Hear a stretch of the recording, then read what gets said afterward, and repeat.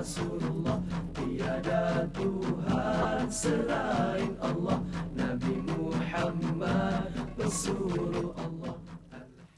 Bismillahirrahmanirrahim. Assalamualaikum warahmatullahi wabarakatuh. Waalaikumsalam warahmatullahi wabarakatuh. Alhamdulillah rabbil alamin, wa bihi nasta'inu ala umuriddin waddin, wassalatu wassalamu ala asyrafil anbiya'i wal mursalin wa ala alihi wa ashabihi ajma'in. Amma ba'd. Para pemirsa Iljan TV rahimakumullah di Bontang dan sekitarnya. Alhamdulillah kita bersyukur kepada Allah pada sore hari ini jelang buka puasa seperti biasa acara kebanggaan kita dapat berjumpa kembali dalam suasana sehat walafiat ya. Semoga puasa yang kita laksanakan pada hari ini dan yang sudah berlalu diterima oleh Allah Subhanahu wa taala dan yang ke depan semakin bersemangat untuk menyempurnakannya. Para pemirsa rahimakumullah, seperti biasa juga alhamdulillah di studio kita sudah ditemani oleh Pak Kiai. Assalamualaikum Ustaz. Waalaikumsalam warahmatullahi wabarakatuh. Kemudian demikian juga Ustaz Yono seperti biasa setia menemani kita ya. Pak Kiai dan para pemirsa, insyaallah sore hari ini kita akan membahas tema tentang taubat ya, atau khususnya bersegera meraih ampunan Allah, khususnya dalam rujukan surah Al Imran ayat 133 saja. Para pemirsa rahimakumullah, berbicara tentang pengampunan atau taubat tentunya adalah suatu keniscayaan yang semua manusia harus mempunyai akan hal itu. Karena gimana pun sadar atau tidak kita tidak pernah terlepas dari dosa dan khilaf. Untuk itu ke depan akan kita dengarkan bersama ulasan sekilas tentang bagaimana hakikat taubat dan syarat-syarat dan seterusnya.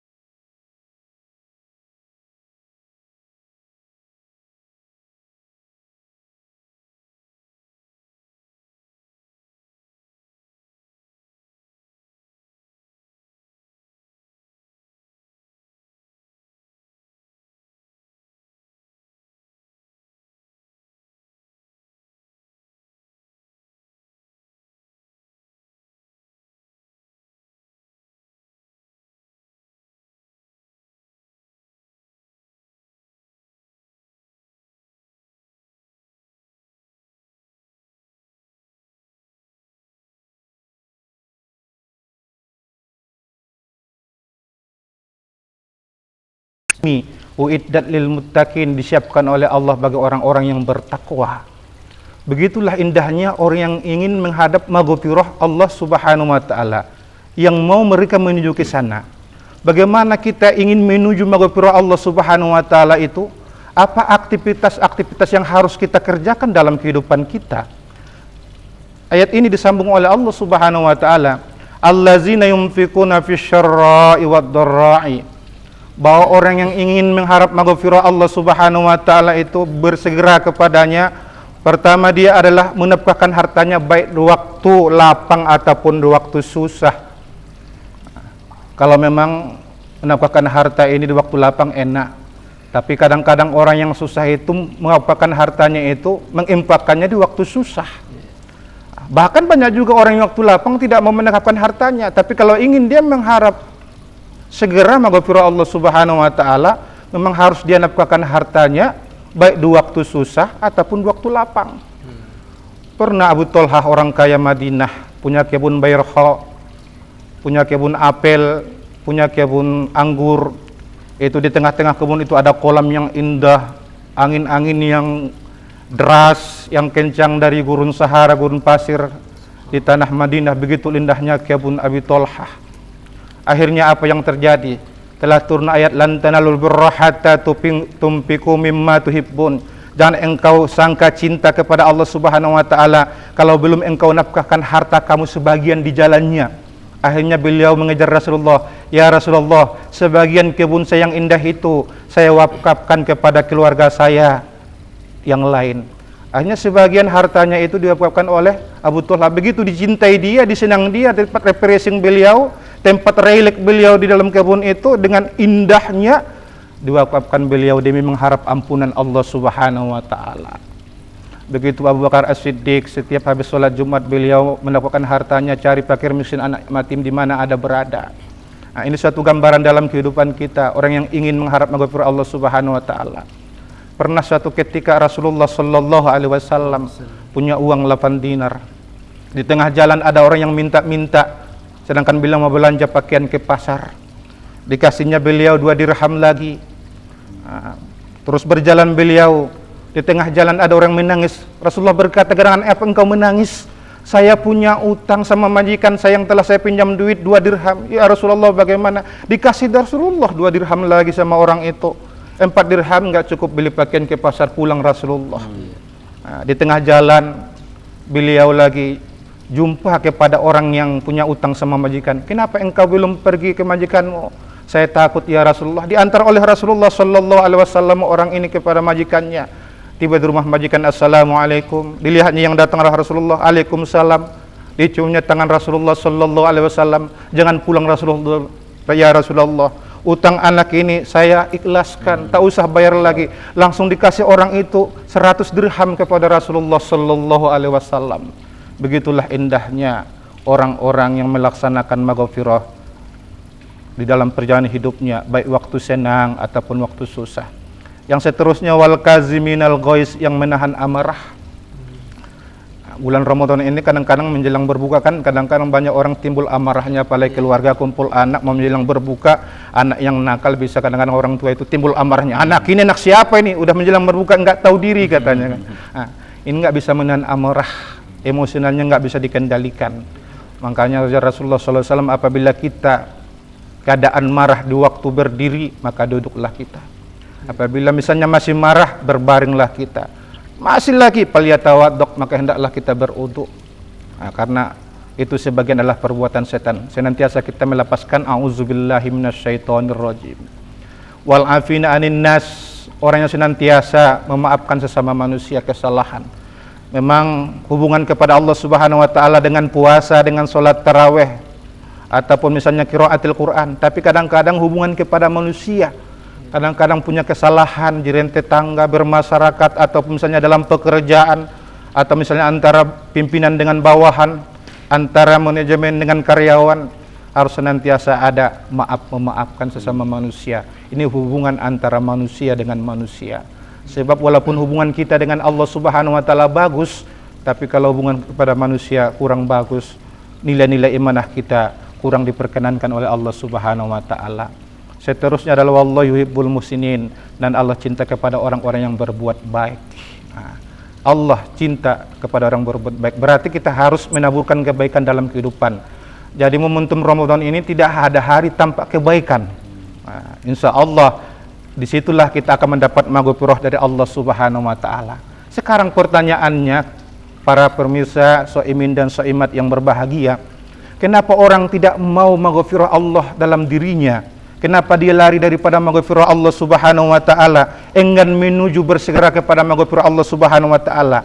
Ulama al-hikmah mengatakan, yang pertama, adanya sikap istighfar, menganggap kecil dosa itu. Bahwa dosa-dosa yang dikejarkan dalam hidupnya ini anggap kecil. Berdusta, biasa aja, enggak masalah. Nipu orang biasa aja, tidak masalah. Kalau sudah istighfar dalam hidupnya, menganggap kecil dosa itu dan enteng, maka akan timbullah berlaku istibsar, yakni ada rasa gembira dan bangga berbuat dosa. Kadang-kadang kan kalau misalnya tidak berbohong 1 hari nggak bangga dia. Kalau nggak menipu orang 1 kali seminggu nggak merasa enak dalam hidupnya. Jadi dia berbuat dosa itu bangga merasa enak dalam kehidupannya, enjoy dia dalam hidupnya berbuat dosa itu, maka ini jauh dari maghfirah Allah. Yang ketiga, terperangkap dalam iktiror, sudah diperdayakan oleh dosa, udah ditipu oleh dosa, karena mulai ujung kuku sampai ujung rambutnya sudah kesetanan semua, udah penuh dengan dosa, dosa tangan, dosa kaki, dosa mata, bahkan dosa kolbu kita ini yang paling banyak, ujub, riya, takabur, sombong, tomak, rakus, iri, dengki, macam-macam yang lainnya. Udah terperdaya dosa dalam kehidupan sehingga jauh dari maghfirah Allah Subhanahu wa taala. Kalau sudah demikian, maka berlakulah dalam orang itu tahap isror, hidup bergelimangan dosa. Hidup bergelimang dosa, tiada hari tanpa dosa dikerjakannya. Orang ini jauh benar dari maghfirah Allah Subhanahu wa taala. Maka justru itulah pertengahan Ramadan kita ini yang disebut oleh Rasulullah, awsatu maghfirah, pertengahannya adalah maghfirah Allah. Mari kita mengharap ampunan dari Allah Subhanahu wa taala. Wasari'u ila maghfirah, bersegeralah kita kepada ampunan Allah, baik dengan menginfakkan harta kita, baik di waktu lapang dan susah, baik menahan amarah, baik memaafkan sesama manusia kalau ada kesalahan, dan tiada hari tanpa kebaikan. Insya Allah bulan Ramadan ini akan meraih maghfirah dari Allah Subhanahu wa taala. Inilah paparan yang sederhana, mudah-mudahan ada hikmahnya dalam kehidupan kita. Assalamualaikum warahmatullahi wabarakatuh. Waalaikumsalam warahmatullahi wabarakatuh. Demikian para pemirsa, paparan singkat tentang maghfirah atau ampunan dari Allah Subhanahu wa taala yang dipaparkan oleh Ustaz Asman Lubis. Sekali lagi kami ingatkan, kita ada momen untuk dialog interaktif ya, tentang tema yang kita bahas hari ini, tentang taubat ataupun materi-materi yang lain yang sekiranya perlu dipertanyakan ya. Narasumber kita sudah siap untuk menjawab akan hal itu. Baik Ustaz, berkenaan dengan taubat tadi, kalau kita melihat konteks ayatnya, Allah di sini menyuruh kita untuk bersegera ya, wasari. Bahkan di dalam ayat yang lain kadang-kadang disuruh fafirru ya, berlari. Nah, sebenarnya gimana sih menurut pandangan Islam ini yang kaitannya dengan taubat ini, kedudukan taubat sebenarnya di dalam Islam itu bagaimana Ustaz? Taubat kan asal katanya tabayatu taubatan.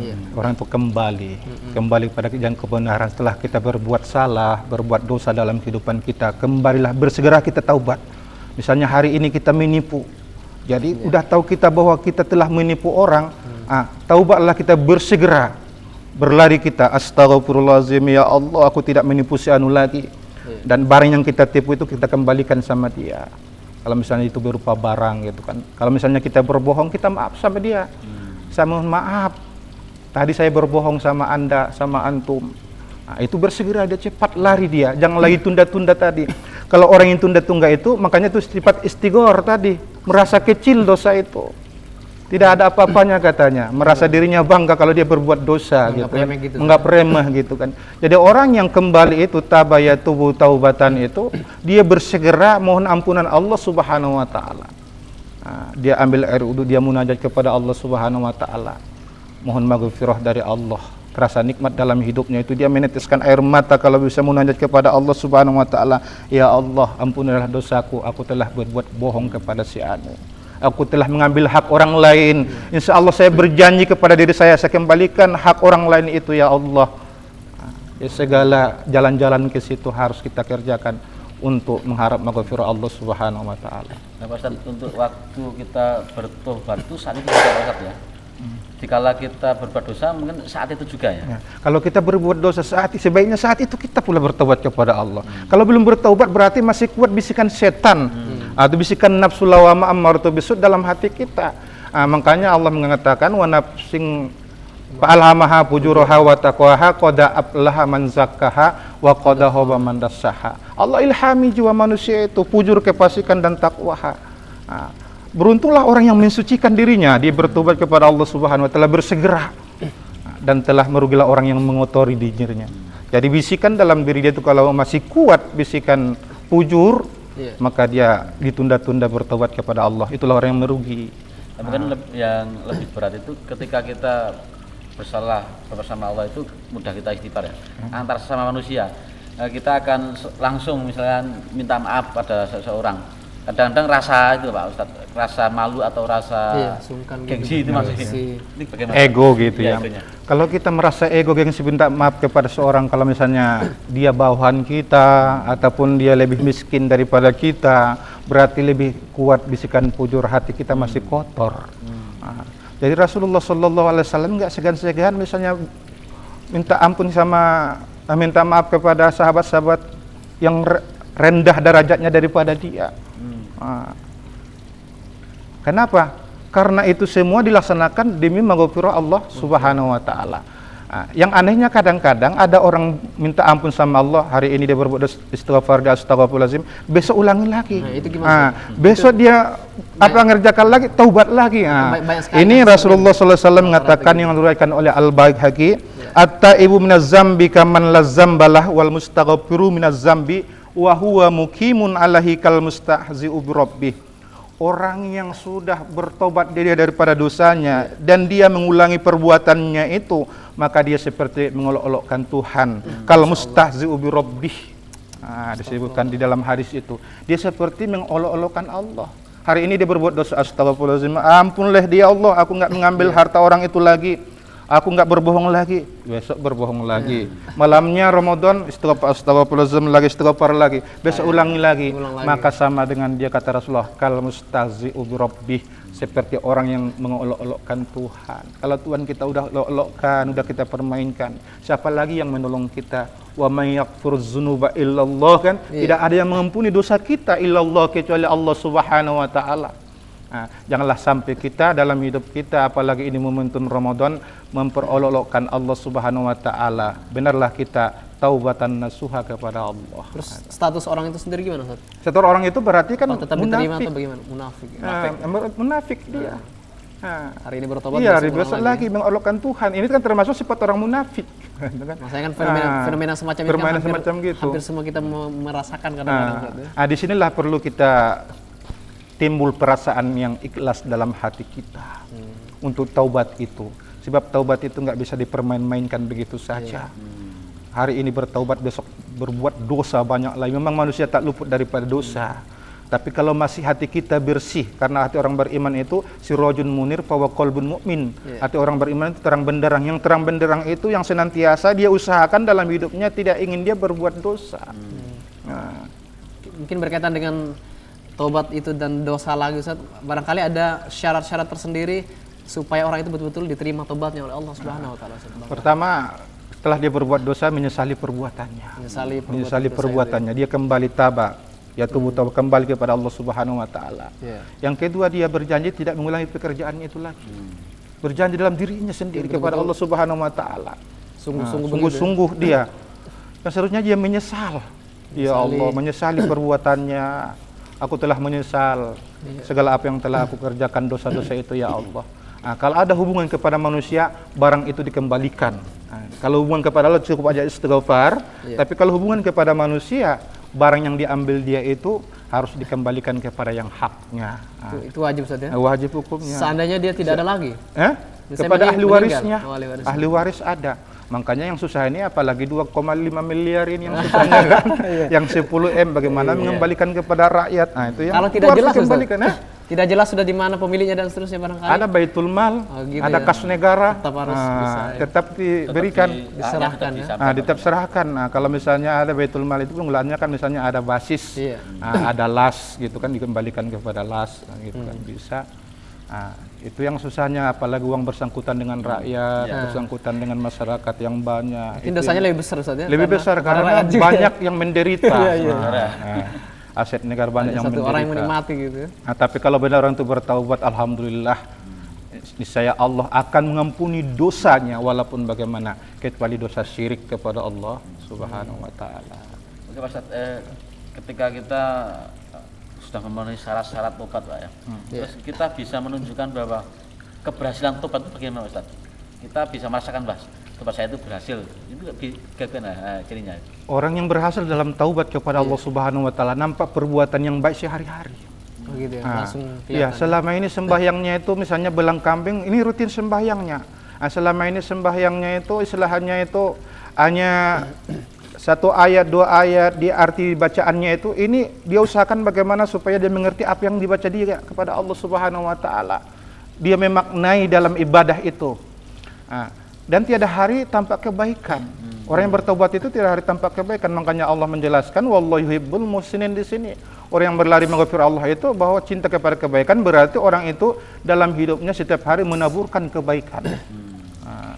Baik dalam jiran tetangganya, dalam masyarakat, dalam sistem kerjaannya, ya usahakan dia akan membuat kebaikan kepada orang lain. Mungkin artinya selalu diniatkan untuk kebaikan Pak Ustadz ya. Selalu dalam timbul hatinya diniatkan dia berusaha supaya berbuat baik dalam hidupnya. Oke Pak Ustadz, tadi disebutkan dalam Al-Quran surat Al-Imran tadi salah satu syarat untuk menuju ampunan Allah adalah selalu infak baik di waktu lapang dan di waktu susah. Ketika di waktu lapang kadang kita itu untuk mudah ya. Nah ini untuk waktu susah ini Pak Ustadz. Bagaimana kita untuk memerangi supaya waktu susah itu kita tetap bisa stabil infak terus itu? Orang yang mempraktekkan infak baik di waktu senang dan susah, memang kadang-kadang kita lihat orang yang punya duit, punya harta enak menafkahkannya karena ada. Tapi Pak, ketika berbicara orang yang susah, bagaimana dia menafkahkan hartanya, ini timbul daripada rasa keimanan yang timbul. Jadi orang yang ingin maghfirah Allah itu didorong oleh keimanan yang kuat. Keimanan yang kuat di dalam hatinya itu kan. Karena dia apa? Dalam hidupnya berprinsip, walaupun saya tidak punya apa-apa, apabila orang membutuhkan lebih daripada saya, orang memerlukan itu lebih perlu daripada saya, dia berikan. Inilah sistem orang yang beriman kepada Allah Subhanahu wa taala. Karena apa? Dia ingat balasannya adalah surga. Sungguhnya orang yang beriman itu kan yang menafkahkan hartanya tak lain hanyalah surga, disiapkan oleh Allah Subhanahu wa taala. Seperti Rasulullah tadi 8 dirham mau belanja ke pasar.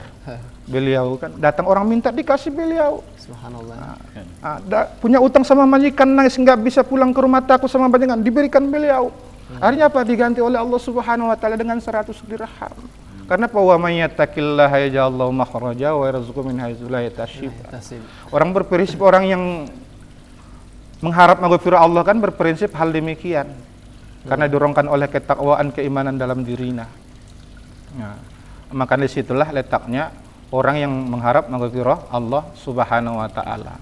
Pernah suatu ketika ini ilustrasi. Ini pernah terjadi di Kalimantan Barat. Ada orang yang berdakwah ke daerah Kecamatan Tombang Manjul, daerah Pelangkaraya gitu kan. Mereka punya uang hanya 2 juta untuk belajar dakwah. Ini ada 3 ustadz yang berangkat ini untuk mengislamkan di daerah Kecamatan Tombang Manjul sekitar 75 kakak di sana. Macam misionaris gitu. Jadi ini perjalanan 3 hari 3 malam. Di tengah jalan ada orang minta. Dikasih mereka. Besoknya ada lagi orang minta, dikasih nggak habis. Belanja 1 hari nggak ada lagi. Pada saat itu musim durian. Hanya makan durian, karena akibat banyak makan durian, ustadz yang 3 ini menceret semua. Karena durian aja tiap hari makanan gitu kan. Nggak ada lagi yang lain. Nggak ada lagi yang lain. Duit belanja nggak ada lagi gitu kan. Kalau minta-minta segan gitu kan. Masa ustadz kita minta-minta malu gitu kan. Akhirnya berangkat mereka sampai ke Tombang Manjul. Rupanya di sana itu mau disambut orang dengan mewah. Baik camatnya, koramilnya, kapolseknya disambut dengan mewah. Di situ ada seorang pengusaha. Tak usah disebut lagi namanya karena pengusaha di sana itu. Akhirnya apa setelah terjadi pengislaman 75 kakak ini? Dikasih pengusaha itu sama mereka itu bonus berangkat umroh, dikasih rumah, dikasih kendaraan. Hanya gara-gara 2 juta, 2 juta aja ya, diikhlaskan. Bayangkan itu. Begitulah orang yang menafkahkan hartanya di waktu sempit. Mereka keadaan sempit, keadaan susah. Ini mau berdakwah belanja di sana nanti bagaimana? Sedangkan kalau dikasih nanti belanja tengah jalan ini habis karena mereka itu konsepnya takwa kepada Allah. Konsep mereka imanan mereka benar-benar beriman kepada Allah. Mengharap maghfirah berlari mereka, bukan lagi istilahnya itu berjalan berlari mereka kepada Allah Subhanahu wa taala. Allah ganti dengan umroh, dengan sebuah rumah per orang gitu kan. Begitulah kebesaran Allah Subhanahu wa taala. Orang yang wasari'u ila maghfirah, mengharap maghfirah Allah Subhanahu wa taala. Yang sering terjadi di lingkungan kita mungkin ini Pak Badar ya. Kalau kita kedatangan peminta-peminta ke rumah-rumah itu, itu mungkin juga diuji kesabaran kita, Ustaz.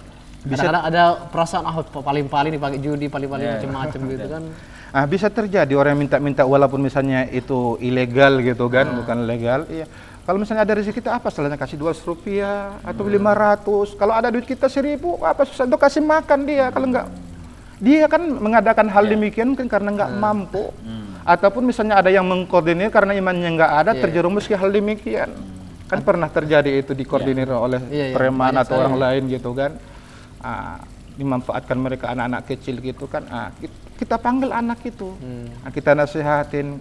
Bahkan kalau bisa, di mana asal usul anak itu, kalau memang anak nggak mampu dibuat sebagai anak asuh, lebih abdul lagi. Kalau memang itu anak yatim, kita didik di rumah tinggal kalau memang kita mampu. Kalau enggak misalnya kita titipkan ke yayasan atau ke panti asuhan misalnya kan. Itulah salah satu jalan kita menuju maghfirah Allah Subhanahu wa taala. Nanti berkaitan dengan Mas Yono tadi, kita tidak usah terlalu langsung suudzon dulu kepada seseorang yang datang ke rumah kita ya. Janganlah kita husnuzon aja. Husnuzon karena entah dia mau pakai apa terserah, yang penting kita sudah niat untuk ikhlas.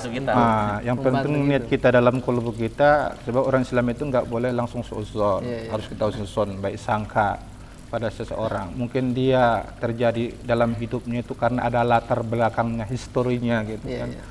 Terjadi anak macam itu, mungkin rumah tangga mereka broken home, berantakan, anaknya enggak mampu gitu kan, sehingga dia mudah terkeliru oleh yang tidak bertanggung jawab, sehingga anak itu disuruh untuk minta door to door sebagai untuk pencari nafkah mereka. Ini perlu kita cari jalan solusinya, jangan sampai hal itu terjadi.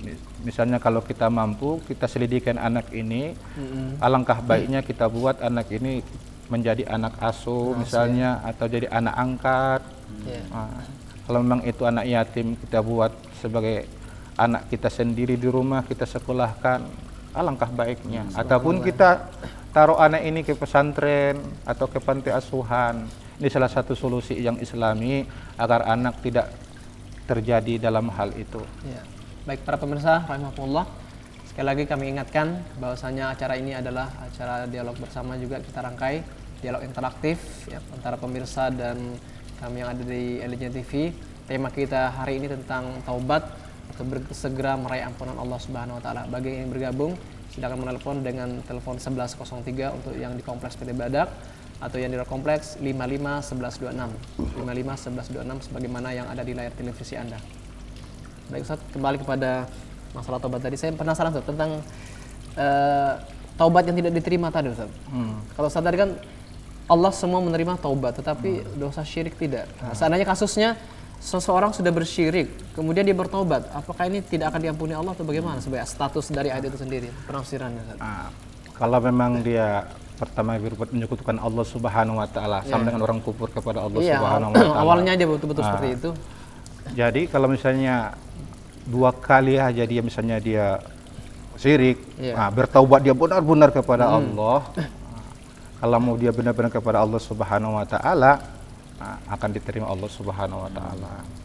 Jadi yang tidak diampuni di sini yang kalau misalnya memperolokkan Allah Subhanahu wa taala, dia syirik, benar-benar dia berbuat syirik dalam kehidupannya kepada Allah Subhanahu wa taala, menyekutukan Allah dengan sebenar-benarnya. Karena syirik ini ada syirik kecil, ada syirik besar.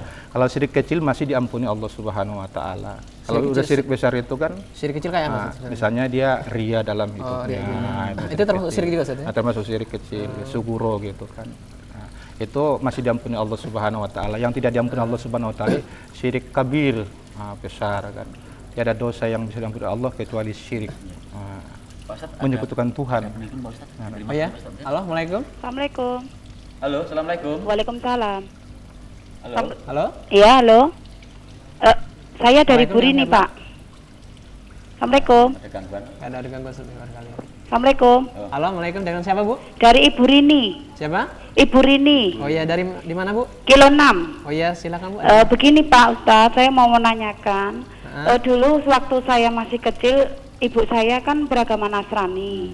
Tapi saya belum tahu dia itu sudah sholat atau belum, kan sudah ditinggal, meninggal ibu saya waktu saya usia 6 tahun. Terus sekarang yang jadi pertanyaan saya, kalau saya kirimi doa-doa memakai istilah Arab dalam Al-Quran itu apa diterima atau enggak ya Pak Ustadz? Saya masih ragu karena memang pernikahan sama bapak secara Islam, tapi dalam melakukan sholatnya saya kurang tahu karena saya masih kecil waktu itu. Ya itu yang menjadi ganjalan selama ini Pak Ustadz. Oke. Ya, terima kasih. Itu aja, Mungkin Bu, itu ya. saja. Assalamualaikum warahmatullahi wabarakatuh. Waalaikumsalam warahmatullahi wabarakatuh. Terima kasih Bu Rini. Gimana status doa Banyak menarik sekali nih, Mas. Karena waktu Iya. kecil masih belum tahu dia bagaimana, tapi orang tuanya udah tentu Islam. Dia seorang anak, kalau anak wadalun soliha, anak yang solih yudu'allahu, yang senantiasa mendoakan kepada kedua orang tuanya, insya Allah. Karena orang tuanya udah Islam, kecuali berbeda orang tuanya tidak Islam gitu kan.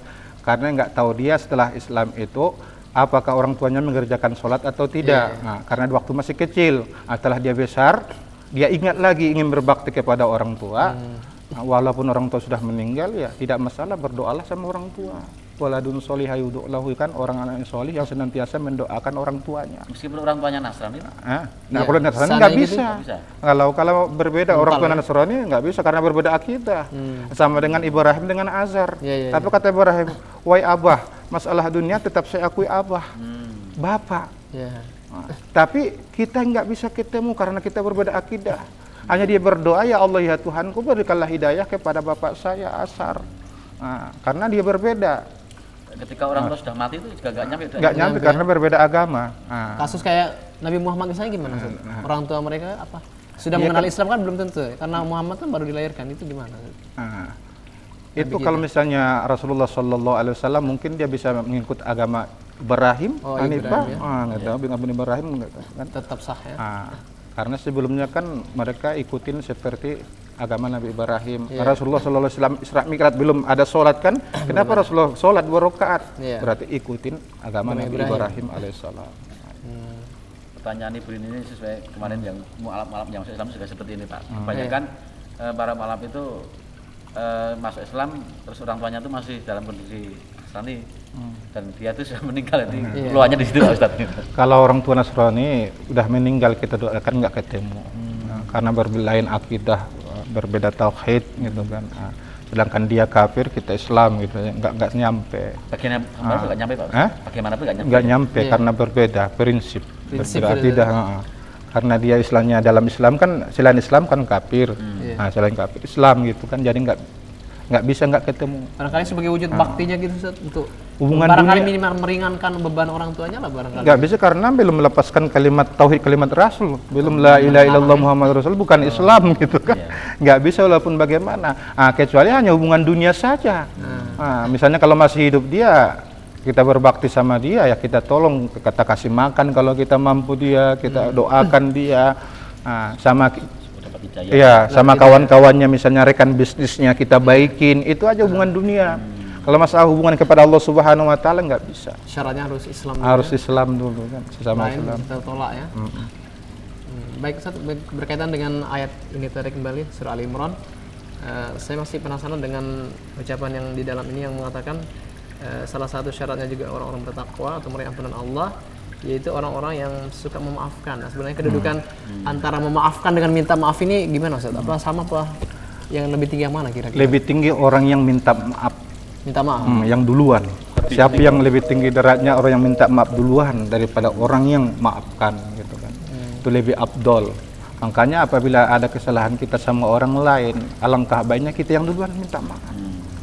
Ataupun ketemu sama kawan kita, lebih afdol kita duluan yang ucap salam gitu kan. Assalamualaikum gitu kan. Ya. Mas Ustaz, mohon maaf Ustaz, ada telepon. Halo, Assalamualaikum. Waalaikumsalam warahmatullahi wabarakatuh. Dengan Bu siapa? Dari Ibu Siti di Gotang Baru. Oh iya Bu Siti, terima kasih. Silakan Bu, Iya. ada salah? Pertanyaan saya gini Ustaz. Saudara saya itu Islam, terus Iya. dia nikah sama orang Nasrani gitu. Iya. Terus tapi pada waktu nikah ya dia memang masuk Islam, terus dibimbing terus gitu. Tapi ternyata setelah dibimbing itu kadang sholatnya juga susah, terus dibilangi Iya. juga susah. Nah, itu apakah nanti di akhirat itu sudah lepas tanggung jawabnya si suami itu, atau tetap dapat apa, ibaratnya dapat maksudnya minta dipertanggungjawabkan masih dipertanggungjawabkan karena belum istrinya belum betul-betul menjalankan perintah Allah itu. Jadi saudara ibu ini yang laki ya? Iya, apakah saudara saya itu ya tetap dia membimbingnya, tapi istrinya Iya. itu kayaknya Yang susah. ya Iya. susah gitu loh. Masih Ustaz, susah ya? apakah kakak saya nanti tetap Masih punya beban gitu ya. berdosa gitu? Iya, iya, iya. Tapi yang istrinya Iya. masih yang masuk sudah Islam ya? Iya. Sudah Islam yang istri yang Ya sudah masuk Islam, tapi ya Masih abangan kadang aja gitu kalau ya? pulang ke kampungnya itu ya masih nggak puasa Kembali lagi. gitu, terus dan Belum sholatnya pulas itu kan? juga masih susah gitu. ya. Ya, Itu baik. bagaimana? Apakah kakak saya nanti tetap berdosa, maksudnya Ya. berdosa apa Ya, Bu. enggak gitu? Ya, makasih Bu ya. Ya. Ya, makasih Ustaz. Ya. Assalamualaikum warahmatullahi wabarakatuh. Waalaikumsalam. Mungkin ada lagi penelpon yang lain, silakan. Halo. Assalamualaikum. Halo, Halo, Assalamualaikum. Assalamualaikum. Dengan siapa Pak? Dengan Pak Mahmud, Pak PT6. Halo, kurang keras Pak, coba. Halo. Dengan Pak Mahmud, Pak PT6. Ke Pak Mahmud ya. Mahmud ya, silakan Pak, Pak. ini saya mau tanya, ini umpamanya orang tua beda agama, Pak. Volumenya Pak, tolong dinaikkan sedikit. Volume beda agama, Pak ya? Iya, iya, iya. Bapak atau ibu gitu beda agama. Terus ada putra putrinya itu umpamanya taruhlah umpamanya orang tuanya yang laki Islam, yang perempuan Iya. Nasrani. Terus yang anaknya itu umpamanya dia masuk Islam, Pak ya, Islam, anaknya Islam. Terus bagaimana Pak itu dengan pelajarannya itu, apakah itu dia umpamanya dia mungkin dia belajar mengaji atau Iya. sembahyang, terus iya. bagaimana Pak dengan hukumnya itu yang beda agama orang tuanya itu? Dan anaknya itu mendoakan orang tuanya itu gimana gitu? Iya. Karena dicampuran itu Pak. Iya, iya.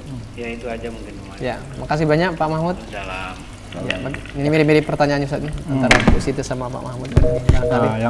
Silakan. Dari Bu Siti dulu Pak, kita. Iya. Yang pertama tadi ya namanya seorang suami dalam rumah tangga ya tanggung jawab kepada istri. Nah, baik mendidik, makanya rumah tangga itu bagaimana istri itu baik tergantung kepada suami untuk mengajaknya ke jalan yang benar. Makanya tadi kan sebelum perempuan istrinya itu Islam tadi harus benar-benar masuk dengan Islam dengan kafah keseluruhan gitu kan. Jangan Islam karena kawin. Nah, sekarang banyak Islam karena faktor kawin aja, mau cari enaknya aja mungkin. Karena perempuan itu cantik dilihatnya udah Islam aja lah katanya kan. Nah, jadi nggak benar-benar dibinanya. Jadi kalau orang mu'allaf itu mu'allaf baina qulubikum, jinakkanlah hati mereka gitu kan.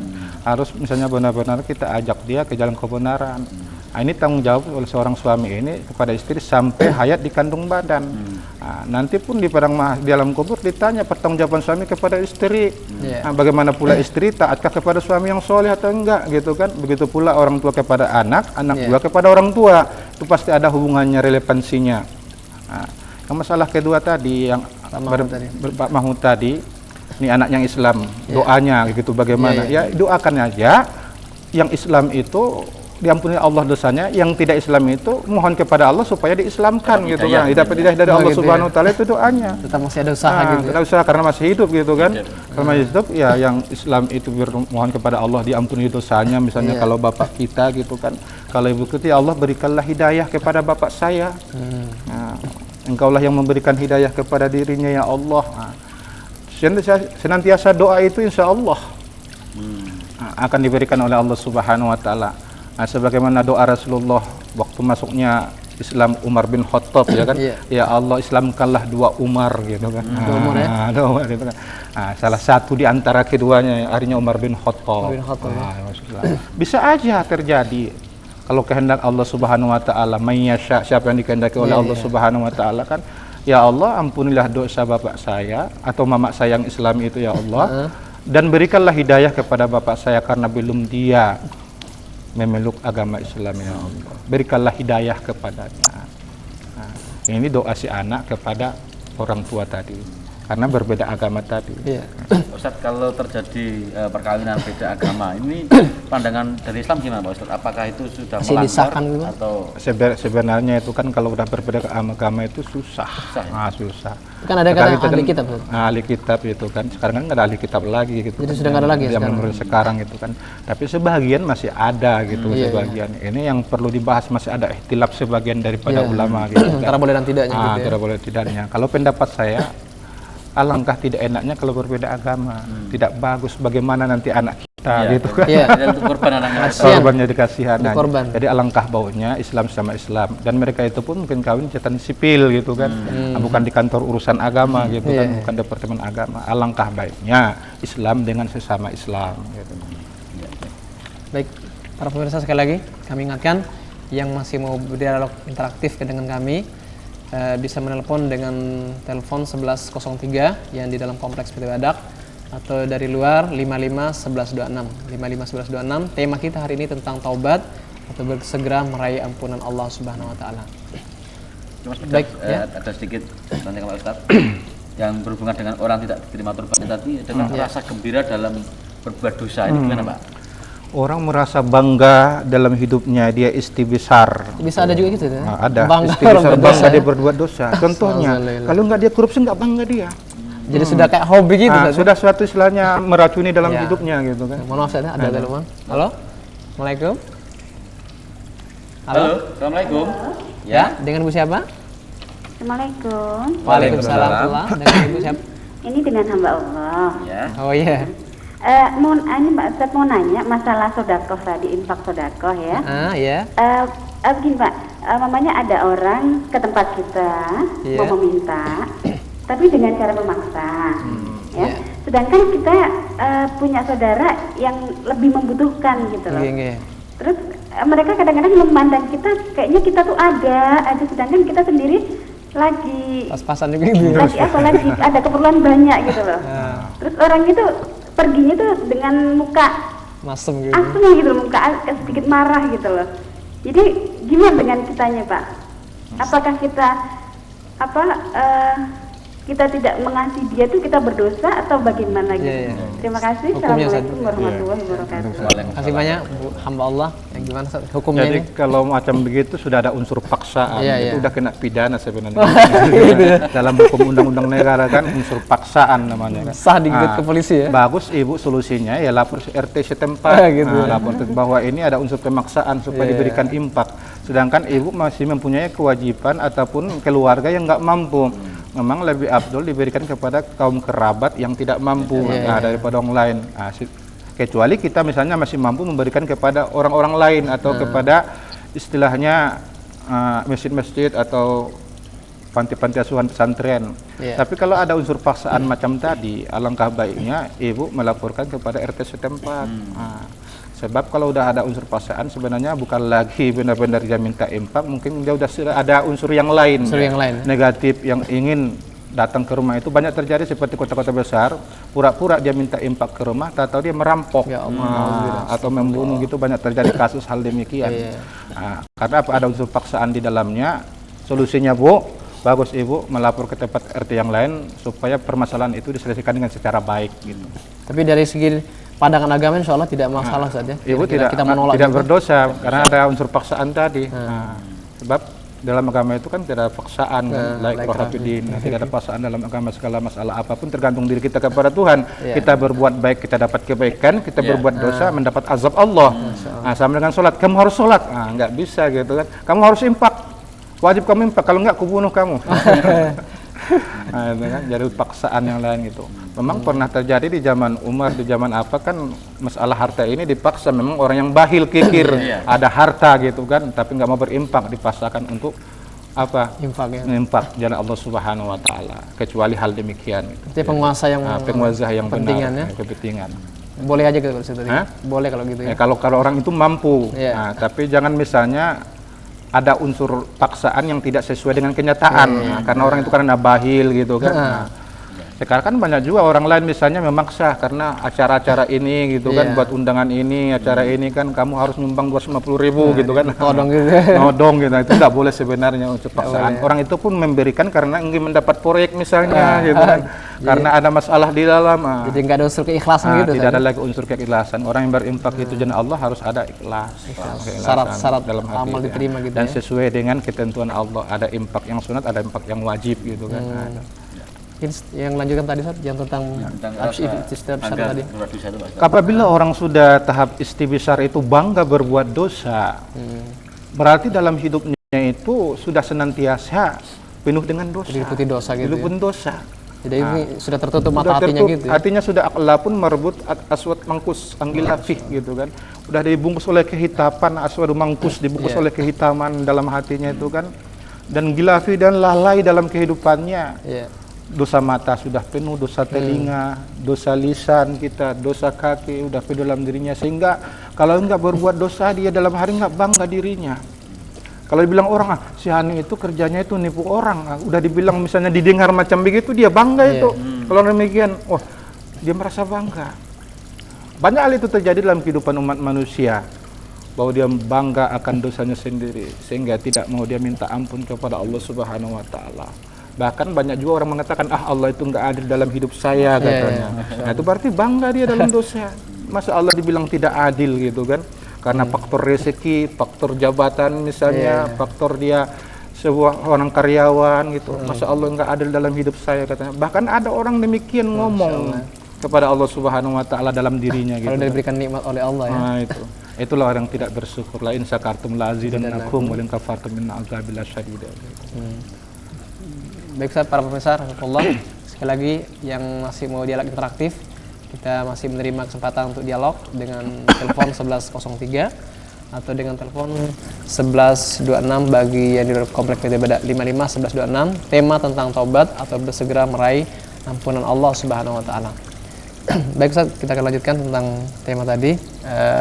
Kalau seandainya kadang-kadang gini Ustaz, ada yang kadang-kadang berpikiran, nah ngapain kita masih mau taubat? Kita kan masih cukup muda ya, masih panjang waktu untuk taubat dan seterusnya. Itu kadang-kadang ada seperti itu istilahnya, menurut saya gimana menanggapinya? Ada pepatah Melayu mengatakan, kupas-kupas kelapa muda, kelapa tua tinggal sabutnya. Puas-puas waktu muda, waktu tua tinggal bongkoknya.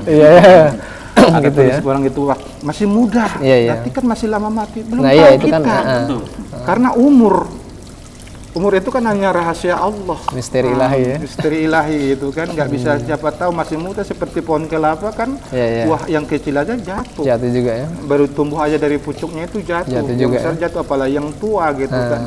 Maunya seperti pepatah Melayu tadi, waktu muda dia cari ilmu sebanyak-banyaknya, bertaubat sebenar-benarnya, berusaha sebenar-benarnya, waktu tua nanti tunggu hasilnya. Menjelang mati nanti ke dalam husnul khotimah, happy ending gitu ya. Insya Allah, kalau udah demikian, dia senantiasa hidupnya itu maghfirah Allah Subhanahu wa taala. Pintu maghfirah dari Allah Subhanahu wa taala. Orang yang benar-benar mengharap pintu maghfirah Allah Subhanahu wa taala, Allah berikan ampunan. Di atas ampunan itu Allah berikan rahmat dalam hidupnya. Banyak terjadi istilahnya kejadian-kejadian orang yang mengharap maghfirah Allah Subhanahu wa taala, yang tidak punya pekerjaan, ada pekerjaannya, yang tidak punya apa-apa jadi punya apa-apa, yang selamanya ini miskin dia karena menuju maghfirah Allah Subhanahu wa taala akhirnya dia kaya. Banyak terjadi masalah kasus-kasus demikian gitu. Ada jual pisang goreng, senantiasa hidupnya itu karena Allah. Salatnya nggak pernah tinggal, majelis taklimnya, salat tarawehnya, begitu pula qiraatul Qur'annya. Bahkan jual pisang goreng itu setiap dia dihitung malam hari hasil daripada jualan pisang goreng itu diimpakkan besoknya itu kepada yatim fakir miskin. Nah, sebagian lagi disisipkan dalam rumahnya. Kok bisa berangkat haji dan anaknya bisa 5 orang kuliah hanya jual pisang goreng saja. Keberkahannya itu maghfirah di situ senantiasa dia minta ampun kepada Allah dengan usahanya yang sederhana itu. Minta maghfirah Allah, di atas maghfirah itu di dalamnya ada rahmat Allah Subhanahu wa taala. Dia semata ridho Allah Subhanahu wa taala. Maka ilahi anta maksudi wa ridhoka matlubi, oh Tuhan engkaulah yang kumaksud, ridhomu lah yang kutuntut, kata Syekh Abdul Qadir Jalani. Makanya kalau ulama itu udah mengharap maghfirah Allah Subhanahu wa taala, apa kata ulama? Allahumma rzuqni lazzatan nazra ila wajhikal karim wa sauqa liqaika. Ya Allah, berikanlah rezeki memandang wajah engkau yang maha karim, aku senantiasa rindu berdampingan denganmu. Ingin dia mengharap berdampingan dengan Allah. Kalau orang sudah dalam maghfirah Allah, sudah lubuk maghfirah Allah Subhanahu wa taala, ingin dia berdampingan dengan Allah. Rezeki memandang wajah Allah yang maha karim. Enggak bisa dipandang dengan ainul yakin, tapi biqalbin salim, hati kita yang sejahtera.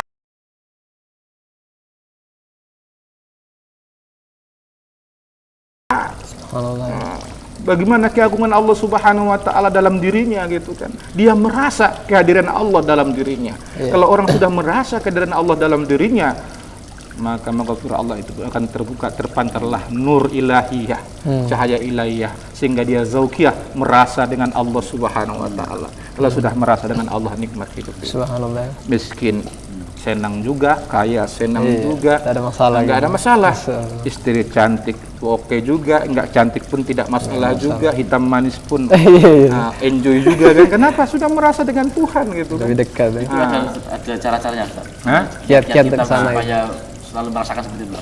Nah, itulah tadi kiat-kiat kita pertama, ya haruslah benar-benar tumbuh dari jiwa kita keimanan, benar-benar mengharap maghfirah Allah, memperbaiki diri kita, terutama masalah tentang harta kita, menahan amarah tadi, berbuat kebaikan itu giat-giatnya. Akan timbullah hal demikian dalam kehidupan kita. Nah, kita usahakan dalam diri kita ini bisikan takwa, jangan bisikan fujur. Insya Allah bisikan takwa itu akan berkata kebaikan dalam hidupnya. Khotor batin kita akan berkata. Ruh ilahiyah dalam diri kita ini akan berkata kebaikan dalam hidupnya. Senantiasa menaburkan kebaikan. Itulah ruh yang hidup dalam diri kita kepada Allah. Makanya setiap kita tuh melangkah berdosa, kadang-kadang dalam hati itu ada ketukan gitu. Itulah khotor tadi. Khotor batin kita itu ada ketukan gitu kan. Apakah langkah saya ini bagaimana gitu kan. Tergantung kita kepada Allah Subhanahu wa taala. Yang baik buruk datang dari Allah. Bismillah tawakkaltu 'ala Allah. La haula wala quwata illa billah. Itulah orang yang senantiasa mengharap ampunan Allah Subhanahu. Sebenarnya maghfirah Allah ini luas sekali, maghfirah Allah. Dari segala bidang, tergantung kepada umatnya ini, hambanya ini, maukah dia bersegera maghfirah Allah Subhanahu wa taala. Sedangkan sudah dijelaskan oleh Rasulullah, awsatuhu maghfirah, pertengahannya daripada Ramadan itu ampunan Allah Subhanahu wa taala. Alangkah indahnya kalau Allah mengampuni, kalau Allah enggak mau, udah dibilang aku ampuni, kata Allah, maghfirah akan kuturunkan. Rasulullah pun ngomong demikian, maghfirah Allah akan turun. Kenapa manusia tidak lari? Kenapa manusia lari dari ampunan Allah Subhanahu wa taala? Contohnya sholat tarawih malas, sholat puasanya pun kadang-kadang enggak tentu gitu kan. Fenomenanya kan sekarang gitu, Ustaz. Sekarang kan satu ini kan pengampunan, tapi justru masyarakat semakin banyak sibuk untuk yang sibuk itu dan itulah kadang-kadang udah salah kaprah dalam kehidupan mereka. Makanya nanti banyak orang berlebaran bukan beridul fitri. Banyak orang berlebaran tapi bukan beridul fitri. Idul fitri kan kembali kepada fitrah. Kalau berlebaran ya lah beli ketupat, baju baru, ke shopping center, ke mall, pantas, macam-macam gitu kan. Disangkanya itulah yang sebenarnya tidak. Orang yang sudah rahmat Allah turun, timbul maghfirah, terhiskum minan nar, terpelihara dari neraka, maka itulah orang sebenarnya yang beridul fitri. Baik, mungkin karena waktu yang membatasi kita, mungkin sebelum kita tutup dengan doa, barangkali ada pesan-pesan yang terakhir untuk pemirsa. Fadhol, Ustaz. Para pemirsa LNJ-TV, Soimin dan Soimat yang bahagia, marilah sama-sama kita meraih ampunan Allah. Maghfirah Allah itu luas, pintu masih terbuka. Cepatlah kita berlari ke dalamnya, sehingga kita di dalam lautan maghfirah Allah merasa diri kita dengan Tuhan, menghadirkan diri kita dengan Allah Subhanahu wa taala, bahwa Allah hadir dalam diri kita, minta ampunan Allah Subhanahu wa taala. Insya Allah maghfirah Allah akan bukakan Allah terhadap dirinya hamba yang benar-benar mau ingin maghfirah Allah Subhanahu wa taala. Usikum wa nafsi ya bitaqwallah faqad abazal muttaqun. Allahumma ghafir lana lil muslimina wal muslimat wal mu'minina wal mu'minat bi rahmatika ya rahimin. Rabbana taqabbal minna salatana wa siyamana wa qiyamana wa ruku'ana wa sujudana wa tahassuna tadarruna wa ta'atuna tamin taksiruna ya rahman rahim. Allahumma qina bi halaikan haramika wa a'nika bika man siwak. Allahumma innaka afuwun tuhibbul afwa fa'fu anna ya karim. Allahumma salluka ridhaka wal jannah wa na'udzubika min sakhatika wan nar. Rabbana atina fid dunya hasanah fil akhirati hasanah wa qina azaban nar. Walhamdulillahi rabbil alamin. Wassalamualaikum warahmatullahi wabarakatuh. Demikian para pemirsa rahimakumullah, acara jelang buka puasa kita pada sore hari telah berakhir. Acara ini terselenggara berkat kerjasama Yaumil, LNJ TV dan BKPMI. Segenap kru mengucapkan terima kasih atas perhatiannya dan selamat berbuka puasa. Semoga Allah menerima pahala kita. Billahi taufiq wal hidayah. Wassalamualaikum warahmatullahi wabarakatuh. Waalaikumsalam warahmatullahi wabarakatuh. Asyhadu an la